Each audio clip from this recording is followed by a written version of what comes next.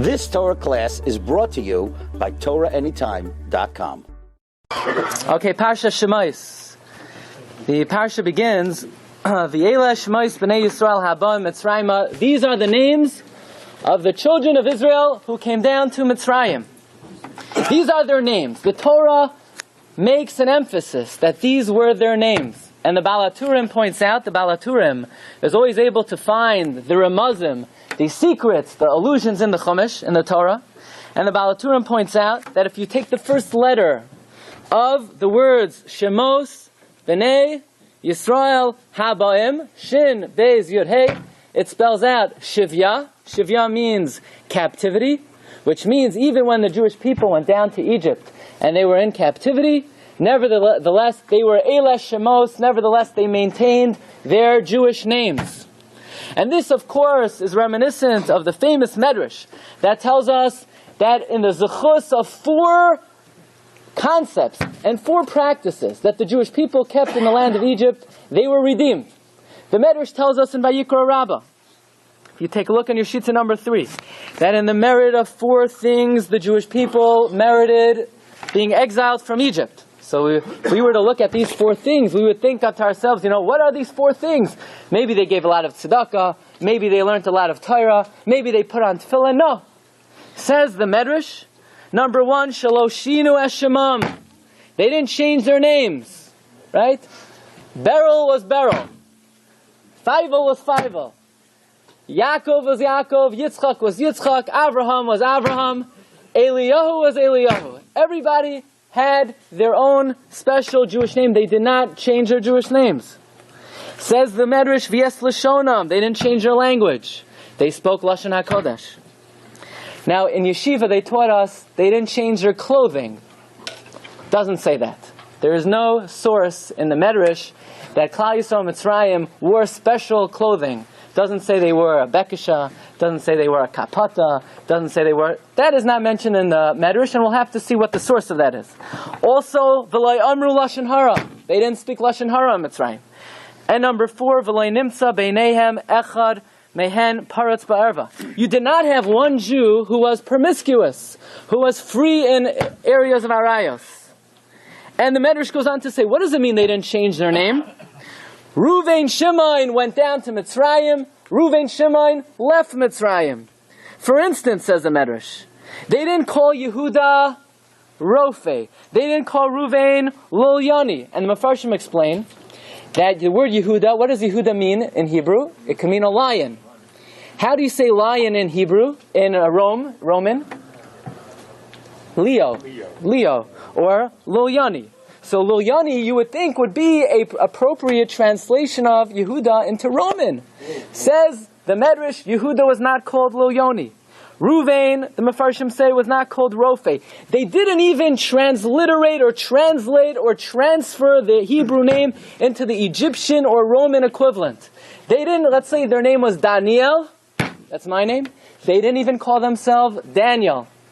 If their name was Yaakov, they didn't even call themselves Jacob. We're not just talking about Ruvain didn't call himself Luke, or Harry Potter, or something like that. They didn't change their names to a non-Jewish name. They didn't even transfer the Hebrew name into the English equivalent.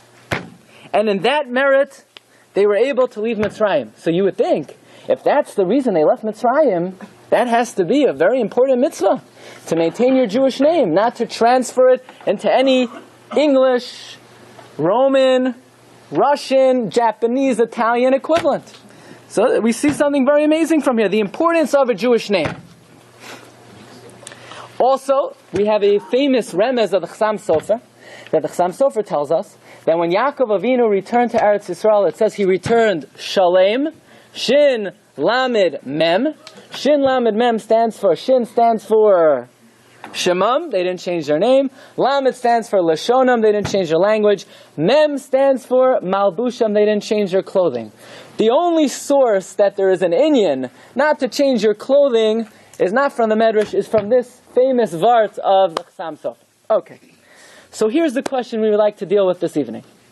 And that is, there are many Jewish people, many Jews, who are Yereim Ushleimim, they're God-fearing people, they're observant people, and nevertheless, when they go out into the business world, or they want to conduct certain type of secular practices, they want to have a secular name. After all, they're going to, the guy's going to say, "What's your name?" Chaim. Chaim, he can. No, Charlie. Just forget it. Just Charlie. Just say Charlie. Right? In order to have normal business dealings with Goyim, you want to be able to say, a name they could pronounce, a name they could say. You don't want them to choke chas v'shalom while they're saying your name. You don't want them to, you have to call Hatzalah just because, you're telling them the name. So, is that permitted? Is a Jew allowed to have a non-Jewish name? That's the question that we would like to deal with. And Rabbi say, one of the first people to deal with this question is the Maharam Shik. Maharam Shik, Rav Moshe Shik, who was one of the primary disciples of the Chassam Sofer. And Rav Moshe Shik, the Maharam Shik, was asked the following question. Is it permitted for a Jew to have a secular name, a non-Jewish name? After all, the Medrash tells us that why did we leave Mitzrayim? Because we kept our Jewish names. So, a lot of Jews think as long as you have a Hebrew name when you get called up to the Torah, as long as when you get called up to the Torah, it's Abraham ben Yitzchak, that's good enough. Even if all your friends call you Tony, or Steve, or Todd, or whatever they call you, as long as you say the Hebrew name, when you get called up for an aliyah, that's good enough.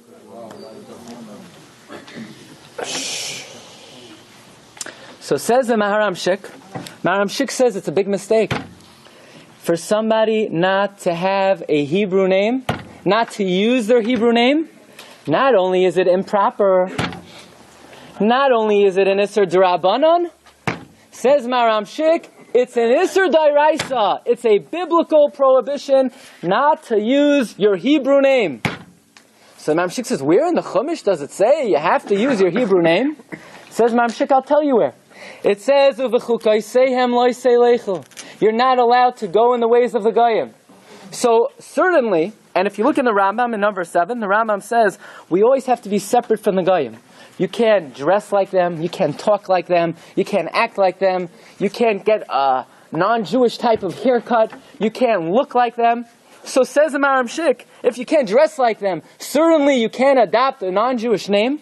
And therefore, since the Torah says, you're not to walk in the ways of the Goyim, and the Torah says, you have to be separate from the Goyim, that requires us on a biblical level not to have a non-Jewish name.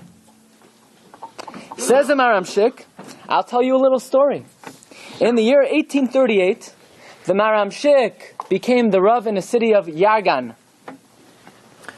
That was near Preshburg. And he got the job based on the recommendation of the Chassam Sofer. So he's going into the passport office, and the guy in charge of what he calls matriculation, the person in charge of registration says, listen, Rabbi, what is it with these Jews? Goyim, for thousands of years, Tony, Ben, Pete, Ben Tony, Ben Pete, Ben Tony, right? They're very proud of the fact that 1,000 years ago in Italy, their great-great-grandfather invented pizza, and forever and ever, it's Tony, Ben Pete, Ben Tony, Ben Pete. And in Budapest, in Hungary, the Jews maintained their Hungarian names for 500 years, 600 years. In Poland, the non-Jews keep their Polish names for hundreds of years. And the Jewish people, they're ashamed of their names. And every Jew in the world, what's your name? William. William? The guy's Langapeus. His name is William? So they asked the Maharam Shik, what is it with these Jews that they're so embarrassed of their Jewish names? So Maharam Shik was very embarrassed. He didn't have a good answer. So he says he just pushed him off by saying, it's the Gullus. It's the exile. We're subject to the Goyim. The Goyim harass us, and they torture us, and they kill us, and we're scared for our lives. So that's why we go by our non-Jewish names. But then the Maharam Shik asks himself privately, is that really true?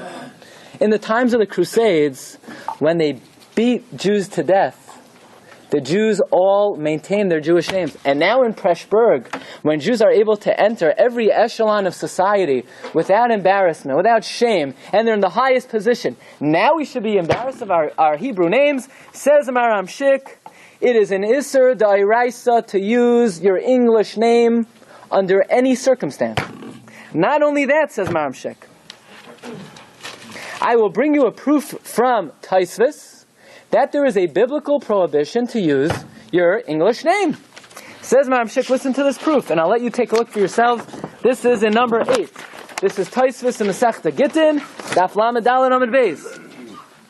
Right? So it comes out according to the Maram Shik. I'm not going to use anyone else's name. I'll use my own name. You know, you go to, they ask you, you go to, what's your name? So I'm going to say Daniel. They can't pronounce, so you say Daniel. No, Maram Shik says, what are you embarrassed about? Your name is Daniel. You got to say your name. That is the opinion of Maram Shik. And in fact, the Maram Shik writes, look what he writes. Maram Shik writes, based on Tosfos and Masechta Gittin, that Rabbeinu Tam raised the following question. Rabbeinu Tam was asked, let's say you have a nice Yid, a Jew, he decides he's going to convert to Christianity. And he used to be called Feivel, and now he calls himself Matthew. Yeah? So, now Matthew wakes up one morning and he says, I used to like cholent. When I was a Jew, I liked cholent. Now that I'm a Christian, it doesn't taste good anymore. And he decides he's going to give his wife a get. So the Rabbeinu Tam was asked, what name should you put in the get? After all, the halacha is, when you write a get, you have to write every name that you have. So we would think, halachically, he should write, what was the guy's Hebrew name again? Feivel. And Hamachuna B'Shem Matthew. You have to write that in the get. Says Rabbeinu Tam, Chas v'shalom, to write Matthew in the get. Rabbeinu Tam paskins, Chalila lahazkir Shem Oivei Kechavim b'Torahs Moshe v'Yisrael. Chas v'shalom, for someone to use a non-Jewish name in a get. Based on this, Maram Shik says it is prohibited to use a non-Jewish name, not just a non-Jewish name. If your name is Abraham, you can't use Abraham according to Maram Shik. If your name is Yitzchak, if your name is Yaakov, you can't use the English equivalent. And that is the Maram Shik's final decision, based on Tosfos and Masechta Gittin, to which he says, I'll tell you, he says, I warn my children and my grandchildren and my entire family that they better listen to me, and they better all use their Hebrew names, and they shouldn't deviate from my warning. And this is what every God-fearing, loyal Jew needs to do. You need to use your Hebrew names. We're not dealing with something which is not so nice. We're not dealing with something with an Isser D'Rabbanan. We're dealing with, according to Maram Shik, something which is an Isser D'Oraisa. By the way, if you want to know where the Maram Shik got this from, you could just look at his last name. Maram Shik's grandfather, when last names were being distributed throughout Europe, he was afraid to get a last name. What's he going to call himself? Moshe, Moshe Pfefferkorn. What's he going to call himself? So he decided he's going to adopt the name Shik. Shik stands for Shem, Yisrael, Kodesh. Jewish name is holy. That was the only last name he would agree to accept. And that is the final psak of the Maram Shik. And by the way, I want you to know, this is the psak of the Maharshag, the student of the Maram Shik, and this is a psak of the Tzafnas Chanech, the Rogachover, that there is an Isser D'Oraisa to use a non-Jewish name. By the way, the Sefer Hasidim, we pointed out last week, Sefer Hasidim was written by Rabbi Yehuda HaChassid, one of the great Rishonim, and he finds a remez in Parshas Bereshis that a Jew must use his Hebrew name, because the pasuk says like this, in Parak Daled, pasuk Chaf, it says the words, Azhucha likroi b'shem Hashem, the name of God, and the next words are Zeh Sefer Toldos Adam. We learn from here, what kind of name should an Adam have? Shem Hashem, a godly, divine Jewish name. From here the Sefer Hasidim says, make sure when you name your kid, don't give him an English name. This is the psak of Maram Shik, Maharshag, Rogachover, Maharsham, Chassam Sofer, and Even HaEzer. A Jew must use his Hebrew name. Finished. Comes along the Shas Tshuvas B'Samim, right? She says, not so fast. A Jewish name? Come on, give me a break. Wasn't there a Tana in the times of the Gemara named Rabbi Yishmael? Yishmael is a Yiddish nomen. It's a Jewish name, Yishmael. Yishmael was, he was a progenitor of the Arabs, right? Yishmael wasn't a Jew, and Yishmael was a Rasha. Especially if you want to say Yishmael never did tshuva. There are two opinions in the Gemara. Yishmael is a goyish name. Says the Shalas Tshuvas B'samim right, you're allowed to use a goyish name as long as it means something nice. For instance, the word Yishmael means God should listen to you. So that's a beautiful message. God should listen to your prayer. So we don't care if the guy was a Jew, a guy, he is Italian, Polish, Russian, we don't care what he is. As long as the name means something nice, you could use it. The problem is, as pointed out by the Sefer Minchas Asher points out, by the way, the Minchas Asher of Asher Weiss, one of the preeminent poskim today, a very major posik in Eretz Yisrael, someone with very broad shoulders and a very sought-after halachic decisor. He says to try to demonstrate from the fact that there were Tanoim who used the name Yishmael, that you could use non-Jewish names. We have a tradition from the Medrash. Who gave Yishmael his name? God Himself named Yishmael.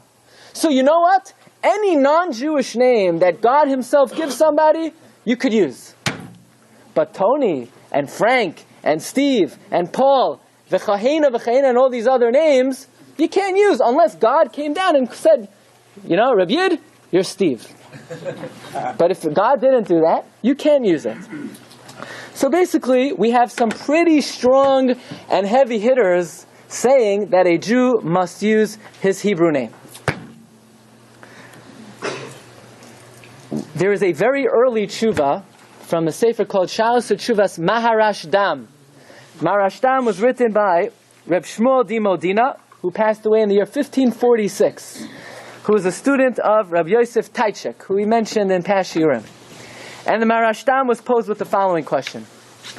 It's the year 1500, and you have Jews that escaped from Portugal.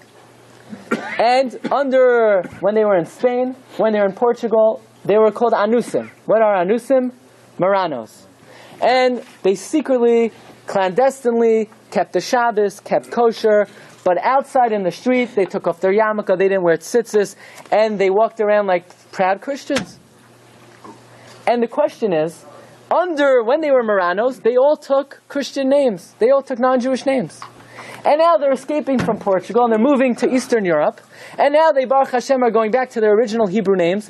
But they have to write back home. And they have to write to some old business acquaintances. And they have to write to the old, passport office. And they only recognize their non-Jewish names. Is it permitted for them to use their non-Jewish name?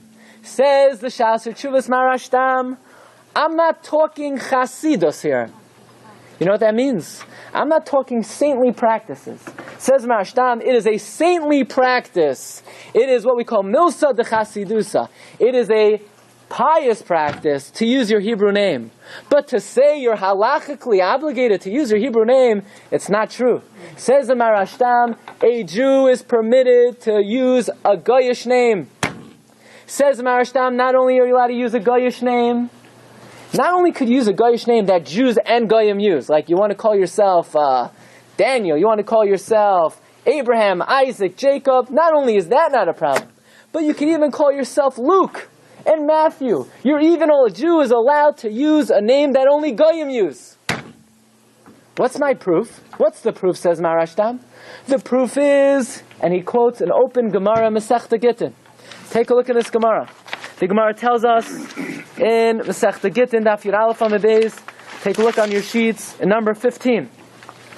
The Gemara is talking about the following case. You have a woman, who is married, and she separates from her husband. She moves to the land of Israel. Meanwhile, her husband is back in Turkey. Her husband is back in some other country. And she's an aguna. She can't get married because she's still married to her original husband. One day, a shliach comes, a messenger comes, hands the woman a get. And on the get, who signed on the get? Two goyish names. Luke Skywalker and Harry Potter are signed on the get. Yeah? And they're looking at the get, the Bezdin's looking at the get. You gotta be kidding me, these are not Jewish names. So the sheikh said, yeah. I went to the Eidah HaCharedis of Turkey, and they gave me the two frumest Jews in the city. Their names are Luke Skywalker and Harry Potter. Is it a good get? Says the Gemara, it's a good get. Why? Listen to this. says the Gemara, Gittin haboim medinas hayam ve'edim chasum aleim. If you have documents of divorce that come from overseas with edim signed on it, af al pi sheshmosem kishemos of the kechavim, even though they're non-Jewish names on the get, kisherin, it's kosher. Why? Listen to this. Mibnei sheroiv Yisrael shebechutz la'aretz shemoseyen kishemos of the kechavim. Most Jews in the diaspora do not have a Jewish name. Most Jews in Chutz La'aretz, in Golos, outside of the land of Israel, have non-Jewish names. So the Gemara in Gittin says, if you have a get, and you don't know, are these Jewish people signed on it? If the Shliach says they are Jews, you're allowed to assume they're Jews. Most Jews don't use their Jewish name. It's an open Gemara. The Gemara says explicitly, Jewish people outside of the land of Israel have Goyish names. Says the Marashtam, so maybe you'll say that in the land of Israel they have Hebrew names? No.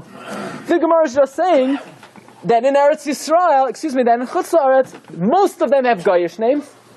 And in Eretz Yisrael, not most of them have Goyish names. But at least half of them, or a very large percentage of Jews living in Israel, have non-Jewish names. Says Marashtam, you're going to tell me that it's inappropriate or wrong to use a Goyish name? The Gemara says, this is not talking about in the year 1500. This is not talking about in the year 1000. This is talking about in the times of the Gemara.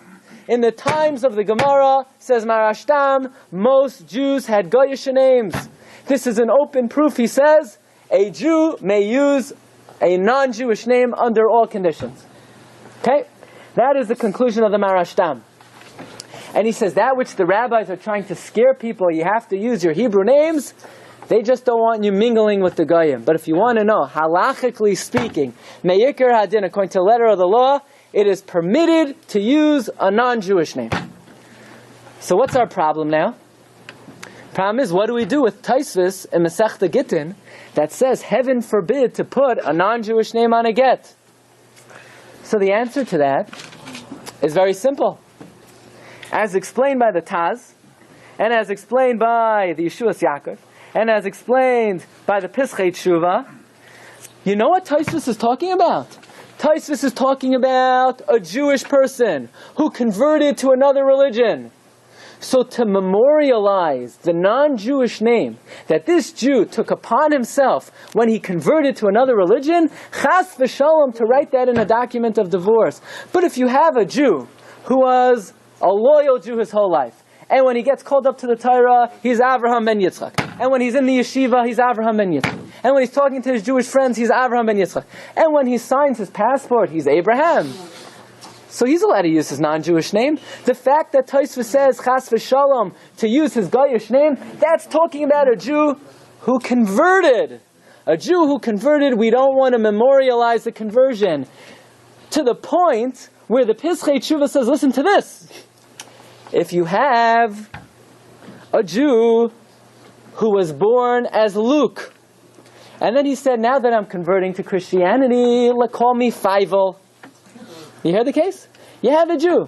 He was born as Luke, and now when he converts to Christianity, he says, V'ikari Shemai b'Christianity Feivel. Tosfos would still say, you're not allowed to write Feivel in the get, because that is memorializing the name he took upon himself when he converted. So it has nothing to do with the Goyish name, and it has everything to do with the name that a person took upon themselves when they converted. So basically, if I were to ask you, is a Jew allowed to use his non-Jewish name? What would you answer? Machlokes, thank you. You should know that by now. It's a machlokes. It's a dispute. The Maharam Shik would say it's an Isser Dairaisa. It's a biblical prohibition. The Maharashdam would say it's mutter lechatchila. It's permitted even in the first instance. Comes along a very interesting tshuva. This is the Shas Tshuvas Mishnah Halachos from Rav Menashe Klein. Rav Menashe Klein was a paisek in Borough Park. You ever hear of Borough Park? Yeah? It's in the United States of America, and he passed away only a few years ago. And he comes into this sugya in a breathtaking way. Says Rav Menashe Klein, we love the Maharam Shik. We love everything he says. But for the Maharamshik to say that if a Jew uses his non-Jewish name, he's violating the law of v'chukaseim lo yiseilechu, following the ways of the Goyim, that's not halachically correct. You know why? It's because what things, this is very important, what things, is it good? What things that Goyim do are you not allowed to do? Let's say Goyim wear shoes, so we have to walk around barefoot. Yeah? Goyim wear jackets, so you're not allowed to wear a jacket. Goyim drive cars, so we have to, go by horse. What things that Goyim do are we not allowed to do? So the Ramah, based on the Maharik, says there are two types of things that Goyim do that we're not allowed to do. For instance, number one, if they do something as a chayk. Chayk means they do something for no reason. Goyim say, if don't open up an umbrella in your house. Why not? What's wrong with opening up an umbrella in your house? Oh, it's bad luck. Why is it bad luck? When I go into my house, I purposely open my umbrella. Right? Why can't you open up your umbrella in your house? So Goyim made up a halacha l'moshe, halacha l'moshe mi macaroni, that you're now to open up an umbrella in your house. Or Goyim say, don't, if a black cat crosses your path, don't go there. Why not? Well, it's a chiluk if it's a black cat or a polka dot cat, who cares? If a black cat passes my path, I'm going straight ahead, right? Anything the Goyim do, beli tam, without a reason, you're not allowed to emulate. Because why are you emulating it? The only reason to emulate is you want to be like the Goyim. Oh, you want to be like the Goyim? That you can't do. Goyim say, don't walk under a ladder. What's wrong with walking under a ladder? Unless, you're afraid the ladder's going to fall down on your head. But if it's a normal ladder, or there's something wrong with walking under a ladder, so Goyim make up certain superstitious practices that you're not allowed to do. Or the other type of thing you're not allowed to do is, if Goyim have certain customs that are as a result of pritzos, promiscuity, a certain callousness for human decency or dignity, let's say Goyim have a certain style of dress that's not dignified. That's what we call immodest. So to emulate the Goyim, they wear certain explicit type of t-shirts. To do that is an Isser Dairaisa. But just because Goyim have the name Luke, why do they have the name Luke? Because what do you want to call them? The guy should call himself Beryl? What do you want the guy to call himself? He should call himself Yankel? He calls himself Luke. That's, he likes the name Luke. So for a Jew to call himself Luke, A, he's not copying something Goyim do for no reason. And B, the Goyim don't have those names out of immodesty.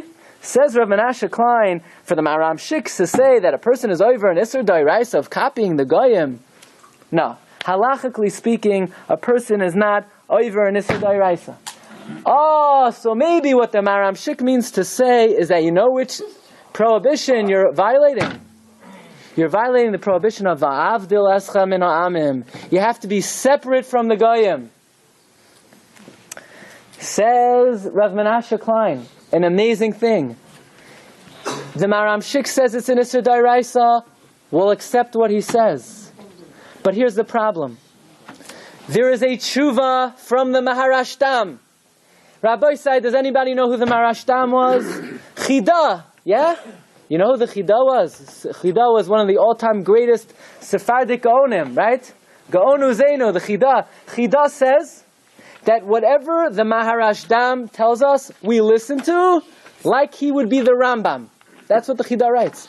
So if the Maharashtam writes, based on the Gemara and Gittin, that the Gemara tells us throughout history the Jewish people always had Goyish names. And if the Maharashtam says halacha l'maisa, a Jew can have a non-Jewish name, then we have to take the words of the Maharashtam over the Maharam Shik, because Maharashtam was hundreds of years earlier. So then you'll ask, says Rabbi Menashe Klein, but can't the Maharam Shik argue on the Maharashtam? Right? Because we have a principle, a later gadol, a later sage, is allowed to argue on an earlier sage. There's no halacha that someone who was born in the year 1800 can argue on someone who was born in the year 1550. Says Rabbi Menashe Klein, if the gadol who lived in the year 1850 didn't see what the gadol who lived in the year 1550 wrote, then we have to assume that had he seen it, he would have retracted. In other words, if the Maharam Shik had seen the Maharashtam, and he would have learnt it and rejected it, we would follow the Basra, we would follow the Maharam Shik, we would follow the later authority. But here we have a later authority who didn't see the Maharashtam. He didn't see that too. He didn't see it. we have to follow the earlier authority. And therefore, says Rabbi Menashe Klein, that the Marashtam was like one of the Rishonim, Gavai Kegavai Ha'arazim, he was like a cedar tree, and Halacha L'maisa, even though the Rogachover and the Chsam Sofer and the Marsham and the Marshag and the Maramshik all say it's an Isser Dairaisa to have a non-Jewish name, we follow the earlier authority of the Marashtam. However, he says, I'll tell you why it's Usser to have a Goyish name for a different reason. And that is, a person is not allowed to have a name after a Rasha, after a wicked person. So, which guy are you going to be named after exactly? So you'll have to say, oh, you want to use a non-Jewish name? I'll name myself after a righteous guy. How does one be a righteous guy? Okay, let's say a person doesn't steal, doesn't kill, doesn't eat Ever Menachai, doesn't curse Hashem, has courts, and fulfills all the Zayin Mitzvos B'nai Noach, the 7 Noachide laws. If a guy fulfills the Zayin Mitzvos B'nai Noach, are they righteous? N-O. No. Are they pious? No. In order for a guy to be considered righteous, they need to accept the 7 Mitzvos B'nai Noach, not because they think it's logical, not because they think God gave it to them, but because God gave the Torah to the Jewish people, and then we are commanded to teach the Goyim the Zayin Mitzvos B'nai Noach. So any guy, any non-Jew, that's ethical and moral and decent, but doesn't keep the 7 Mitzvos B'nai Noach because God told us to tell them to keep it, we can't consider them tzaddikim, but we can consider them something else, the opposite. And therefore, for a Jew to be named after a guy, which guy? Says Rabbi Menashe Klein, to find a righteous guy, we'll say very politically correct. It's very difficult to find a righteous guy.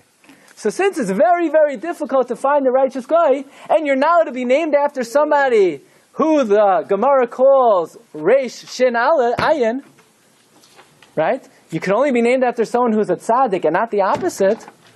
Therefore, practically speaking, it would be forbidden for anyone to use a non-Jewish name. So, Rabbi Menashe Klein is giving us a lot of breathing room, because he's already pushed away the Maram Shik, and he says, you're not over an Isser Dairaisa of walking in the ways of the Goyim, but he's sort of created a new reason why you can't use a non-Jewish name. So right now, if I were to ask you, yes or no, could you use a Jewish name or not? It's machlokes. Maram Shik says Isser Dairaisa, Marshag says Isser Dairaisa, Tzaf Nasmarech, Isser Dairaisa, Chsam Sofer, Marsham, and you have on the other side the Maharashdam. Comes along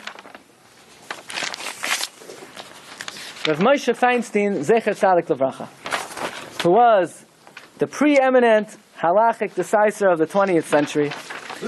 And Rav Moshe starts off by saying an amazing thing. This is on page number 4. Okay, page number 4, number 18. Rav Moshe wants to know, can you use a non-Jewish name? He starts off by saying it is a davar meguna. Davar meguna means it's not proper. It's not proper. But then he turns. Then he changes a little bit. And Rav Moshe says, let's look through history.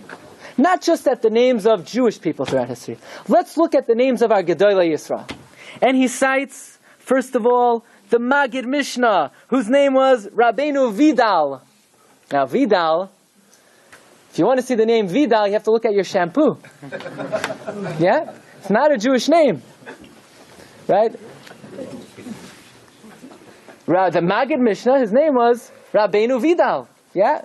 He didn't get that from the ghetto. That name, that's not a Jewish name. Not a Haimish name. What was the Rambam's father's name? Maimon. I think Maimon's a Jewish name? Maimon's a Goyish name. Says Rav Moshe Feinstein, many of our Rishonim had Goyish names. You know, one of the Balei Tosos, Rabbeinu Peter. Yeah, Peter is also not a Jewish name. So Moshe says, if they didn't have a problem with it, so we're going to say it's also for a Jew to have a non-Jewish name? The Rishonim have non-Jewish names. And therefore, somebody asked Rav Moshe, I'll tell you an interesting thing. Someone asked Rav Moshe, his mother's name was Gittel Drezel. Now, people think Drezel is a Yiddish name. It's not a Jewish name. Drezel is not a Rav Moshe. So Rav Moshe says, a Jew is allowed to have a Goyish name, so you want to name after your mother Gittel Drezel?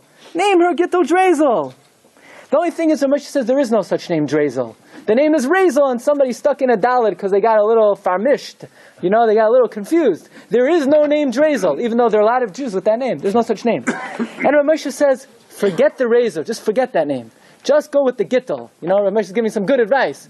Just go with the Gittel. And Rav Moshe says, if it's up to me, add the name of a tzaddik as Chana. Go with Gittel Chana. And then Rav Moshe says, you know what? Just make it Chana Gittel. Okay. And then Rav Moshe goes on to say, by the way, he does a lot of, he debunks a lot of Yiddish names. For example, the name Tzipora even, right? People think the name Tzipora is a bird. Rav Moshe said Tzipora has nothing to do with the bird. It comes from the word hashkifa memayin kadshecha. He says maybe it's a remez to a bird, but it has nothing to do with the tzipar. And then Rav Moshe says, people think fega comes from fagel. Rav Moshe says fega and fagel have nothing to do with each other. And fega, he says, I don't even know where that comes from, that name. Anyway, but Rav Moshe debunks a lot of these names. However, Rav Moshe says that it could be that for the first generation to give the name Peter, Vidal, that's inappropriate. But it could be that once the first person did it inappropriately, so now it's a Jewish name. So now the next generation is authorized to use that name. And then Rav Moshe says what I think is the key point of the Shiur. I just said, not only is a Jew permitted to have a Goyish name, there's nothing wrong with it, but didn't we just start the Shiur by saying that one of the main reasons the Jewish people merited to leave Egypt is because they maintained their Jewish names? What's the big deal with maintaining your Jewish names? Rabbi I just said it's permitted l'chadchila for a Jew to have a non-Jewish name. Says Rav Moshe, tremendous chiddush. You ready? You know when it's important to use your Jewish name? That's before the Torah was given. So if you don't have a Torah, and you don't have talis, and you don't have tefillin, and you don't have Shabbos, then you have to be a haimish yid. You know what a haimish yid means? You have to have the trappings. You have to have the externalities. You have to make sure you have a Yiddish nomen, you have to have a Jewish name, and you have to have a Jewish language, and you have to look Jewish, and feel Jewish, and eat Jewish, and talk Jewish. That's the important. What else do you have? You don't have Torah and mitzvos. Says Rav Moshe Feinstein, once the Torah was given, do we find in any pasuk in the Chumash or any Gemara a Jew has to have a Jewish name? What do you need a Jewish name for? You're walking in the street with your tzitzis. You need a Jewish name if you tell your boss, sorry sir, it's 3 o'clock Friday afternoon, I got to go home for Shabbos. Right? You need a Jewish name if you tell the boss, sorry, I can't eat that food, it's not kosher, or I can't drink that wine, you picked it up. You don't need a Jewish name. You have halacha to keep you apart from the Goyim. Says Rav Moshe, the inyan of having a Jewish name and a Jewish language and Jewish clothing, that was only important before the Torah was given. But once we have the Torah, don't get caught up in the externalities. The ikar, the primary focus is Shulchan Aruch, is Torah and mitzvahs. Nowadays people, say it's more important that someone is, haimish, or someone has the externalities or the trappings, then if they are actually observant of the halacha. No! Haimishness and all these cultural trappings are not important anymore. Cultural trappings are important when you're living, in some kind of civilization where you can't keep Torah mitzvahs. But if you can keep Torah mitzvos, every emphasis is a de-emphasis. If someone's going to emphasize the importance of external trappings, they are by definition de-emphasizing what is truly important. Says Rav Moshe Feinstein, even though I'm afraid to say this, Rav Moshe says I'm not so comfortable saying this. I'm not so at ease making light of that which Chazal tell us, that the Jewish people left Egypt in the merit of their Jewish names. Rabbi Moshe says before he says it definitively, he wants to be able to find very important proofs, rayos gedolos. But nevertheless, what we're deriving from here is that a person has to be very careful when they evaluate their own level of service of Hashem. The questions they need to ask themselves are not, am I eating the right Jewish foods? Am I, doing the right Jewish things? The right Jewish things are, am I careful what I speak? Am I careful what I look at? Am I careful about my Shabbos observance? Am I careful about my kashrus? The exact way to celebrate a certain simcha, people think, the most important thing in Judaism is when you have a simcha, you do it the way we used to do it in the old country. Who cares how they did in the old country? I don't want to say who cares. It's important. But relatively speaking, it is of minor significance to what we call halacha l'maisa. What does the Shulchan Aruch say? So this is a very important lesson that we derive from the Parsha.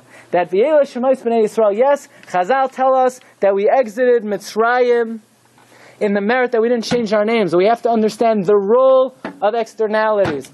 The role of externalities is when we don't have Torah and mitzvos. But now that we have Torah and mitzvos, the focus of our attention is halacha l'maisa. But let me end with the following.